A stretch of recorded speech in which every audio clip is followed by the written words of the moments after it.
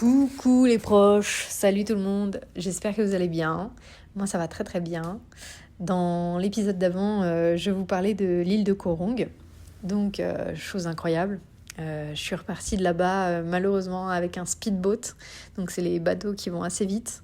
Et ça m'a pas du tout fait kiffer parce que le gars a conduit plutôt normal au début, et puis en fait je sais pas, après au bout d'un moment il a vu qu'il y avait un autre speed bateau à côté de lui, il a commencé à vouloir faire la course avec lui, et donc il a conduit trop vite.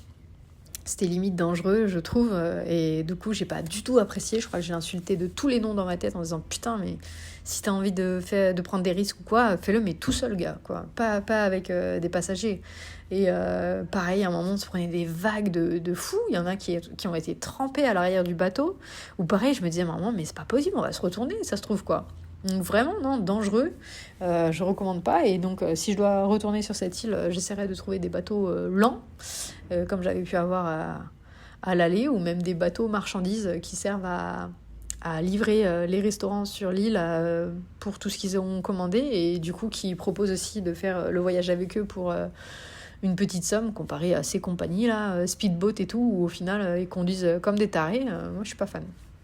Donc bon, ça c'était une aparté. Et ensuite j'ai réservé direct en fait quand je suis sortie du bateau. J'ai demandé à la compagnie de bus s'il y avait un trajet possible jusqu'à Battambang, une ville qui est à 8 heures de route. Donc bon, je savais dans quoi je m'engageais. Mais voilà, et elle m'a dit oui, c'est bon, il part à 11h30 je crois. Donc c'était une heure plus tard quand je suis arrivée. Donc j'ai dit ok, je prends. Et puis voilà, donc il y a eu quand même un petit peu de retard sur le bus. Et ensuite, on a conduit jusqu'à la capitale en fait. Je suis retournée à la capitale, si j'avais su, c'est dommage. Mais bon, j'avais déjà réservé l'hôtel d'après, donc tant pis. Et à la capitale, en fait, on m'a fait changer de bus. Et j'ai dit putain, mais ça, je sens que cette journée va être interminable. Et donc je change de bus. Et là, chose qui est très fréquente au Cambodge, en fait, c'est que tant que les minibus ou minivans ne sont pas pleins, bah, ils ont tendance à ne pas partir. Et pareil, des minibus ou minivans qui transportent des personnes peuvent aussi transporter de la marchandise. Bref. Et donc, là, c'est ce qui s'est passé. Je crois qu'on a poireauté limite pendant 1 heure avant que le minivan soit plein, pour enfin partir, sachant qu'il me restait encore 4 ou 5 heures de trajet, quoi. Donc je commençais déjà à en avoir marre. Il était déjà 4 ou 5 heures sur la capitale. Et donc je me suis dit putain, mais je vais jamais y arriver, quoi. Sachant que l'hôtel où j'avais réservé, il disait que c'était possible d'arriver jusqu'à 22h. Donc bon, je les ai prévenus en amont, en disant je sais pas à quelle heure je vais arriver et tout, mais voilà. Donc moi j'ai tenu au courant. Et puis, ça a été chiant. J'étais en plus dans une place pas top, un peu serrée et tout.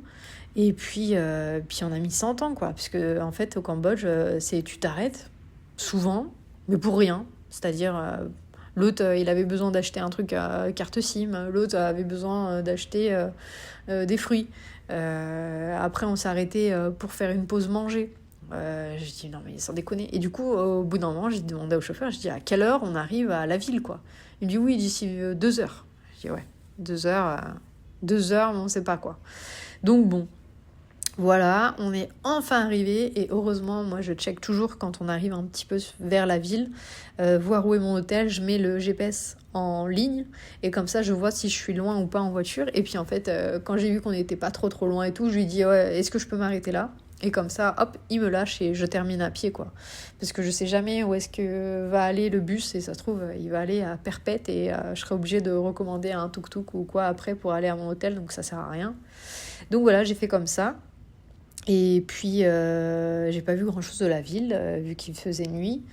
J'ai pris ma chambre, et puis après je suis allée manger un petit bout dans un stand de street food, une espèce de plat de pâtes et légumes que j'ai payé 1€. Donc ça c'était cool. Voilà, et puis en fait le lendemain j'ai voulu réserver, chose que je ne fais jamais, mais j'ai voulu réserver une excursion à la journée avec un guide que j'avais regardé sur le site Booking. J'avais des prix intéressants. Donc j'avais réservé ça parce que les sites à voir dans cette ville étaient avec pas mal de distance les uns entre les autres. Donc je me suis dit, en fait, si je paye à chaque fois un tuk-tuk pour aller voir telle ou telle chose, bah ça va me revenir trop cher. Donc j'avais vu sur le site Booking que la journée d'excursion avec tel point, tel point, tel point à aller voir, et bien c'était plus intéressant niveau prix. Donc c'est ce que j'ai fait. Et malheureusement, en fait, le gars avec qui j'avais réservé était malade, donc il a annulé ma demande. Et du coup, je lui ai dit, ok, mais est-ce que tu peux me recommander quelqu'un d'autre ou vers qui aller et tout. Et il m'a donné 2 noms d'hôtels où il m'a dit, ils font des circuits similaires aux miens, donc tu peux aller te renseigner auprès d'eux. Donc, chose que j'ai faite. Le premier, au final, il n'y avait personne d'autre d'intéressé pour faire des tours comme ça, donc bah non. Le prix pour une personne était beaucoup trop cher parce que parfois, quand on fait des excursions, plus on est 2 personnes, plus le prix va diminuer individuellement. Donc là, voilà.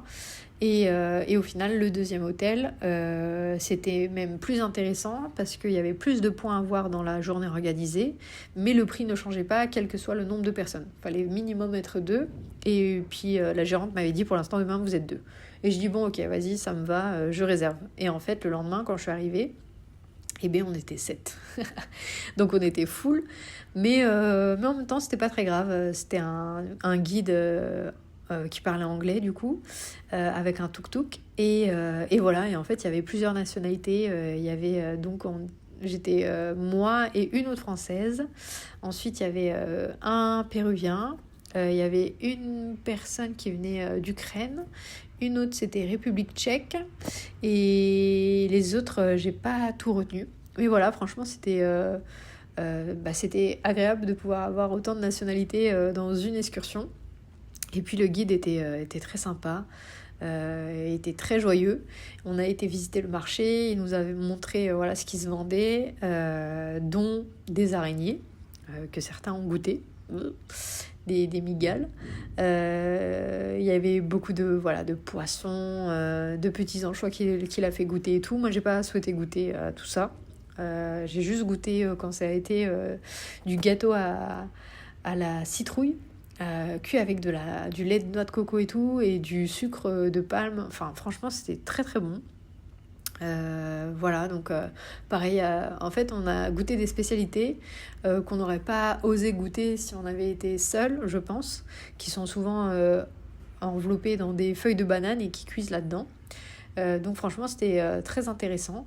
Et ensuite on est allé visiter un peu l'usine de riz, où vraiment ils mettent le riz dans les gros sachets de 25 kilos. On a vu comment ça fonctionnait, comment ils fermaient les sacs et tout, et comment ils mettent un à un les sacs sur les palettes. Vraiment, c'est du manuel. Et voilà, c'était très intéressant. Ensuite de ça, on est allé voir la fabrication des feuilles de riz, donc ce qui sert à faire les rouleaux de printemps. Pareil, c'était artisanal et tout, donc incroyable. Moi j'ai beaucoup aimé voir ça. On a même testé de le faire chacun, notre tour. Et puis ensuite on a eu une dégustation justement de rouleaux de printemps et comment on appelle ça, des nems, on va dire, ouais. Et des bananes séchées aussi qui étaient en train d'être fait par une dame sur le trottoir d'en face. Donc fou, franchement. Moi j'adore voir tout ce qui est coulisses comme ça, j'aime beaucoup. Et pareil, pour finir, on a été déguster et visiter une fabrication d'alcool de riz. Alors, c'était très fort comme alcool. Franchement, on aurait dit de la vodka. Ça sentait pas bon. Moi, j'ai bu vraiment une gorgée. Et puis, il a fait aussi goûter un alcool pareil de riz, mais avec des fruits, où là, c'était quand même un peu meilleur. Mais voilà, ça reste de l'alcool, comment dire, un peu qui fait plus penser à de l'eau de vie, quoi. C'est pas la chose qu'on déguste vraiment à table, même si eux, je pense, le font.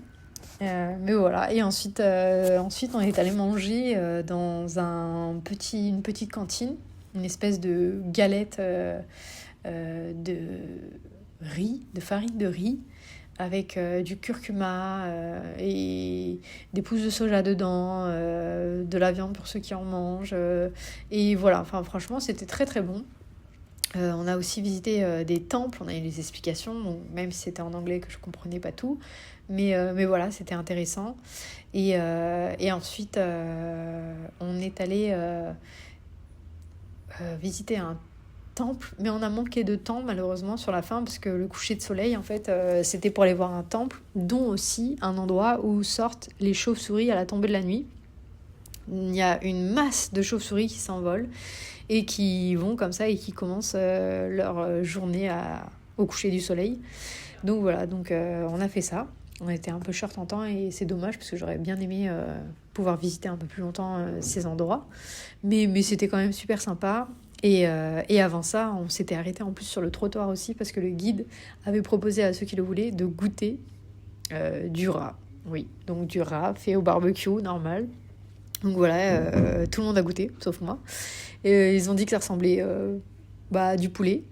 Et voilà, c'était une expérience. On s'est arrêté aussi autre part dans une espèce de ferme de fruits où du coup ils cultivaient ananas, grapefruit et d'autres fruits qu'on n'a pas en France. Et après on a fait une petite dégustation de grapefruit que je ne connaissais pas, est très très bon. On a aussi mangé de l'ananas et de la papaye. Donc cueilli du jardin quoi. Donc c'était délicieux. Et puis voilà, on a terminé cette journée du coup avec ce coucher de soleil et cette sortie de chauve-souris avec une bière ou une canette de soda que nous a offert le guide.